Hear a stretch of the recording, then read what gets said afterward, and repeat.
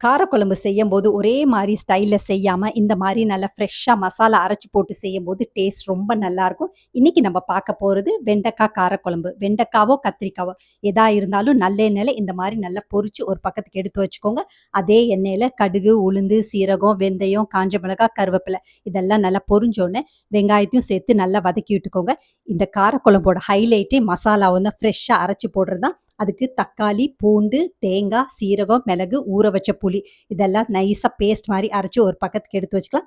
வதங்கிக்கிட்டு இருக்க வெங்காயத்துல மஞ்சத்தூள், காரத்துக்கு ஏத்த மாரி குழம்பு மிளகாய் தூள் சேர்த்து 2, 3 நிமிஷம் நல்லா வதங்கின பிறகு அரைச்சு வச்சிருக்க பேஸ்ட்டையும் சேர்த்து நல்லா கலந்து விட்டுட்டு தேவையான அளவு தண்ணி ஊத்தி சுவைக்கு ஏத்த மாரி உப்பு, பெருங்காயத்தூளையும் சேர்த்து 10லேருந்து 12 நிமிஷம் நல்லா கொதிச்சுதுன்னா, நம்ம ஊத்துன எண்ணெயெல்லாம் மேல லேசா பிரிஞ்சு வரும். அதுக்கு பிறகு பொரிச்சு வச்சிருக்க வெண்டைக்காவையும் சேர்த்து மறுபடியும் 2, 3 நிமிஷம் நல்லா கொதிச்சுதுன்னா, அருமையான காரசாரமான வெண்டைக்கா காரக்குழம்பு ரெடி ஆயிடும். கீழ டிஸ்கிரிப்ஷன் பாக்ஸ்ல டீட்டெயிலா குடுக்குறேன். செஞ்சு பார்த்துட்டு மறக்காம எப்படி இருக்குன்னு கமெண்ட் பண்ணுங்க.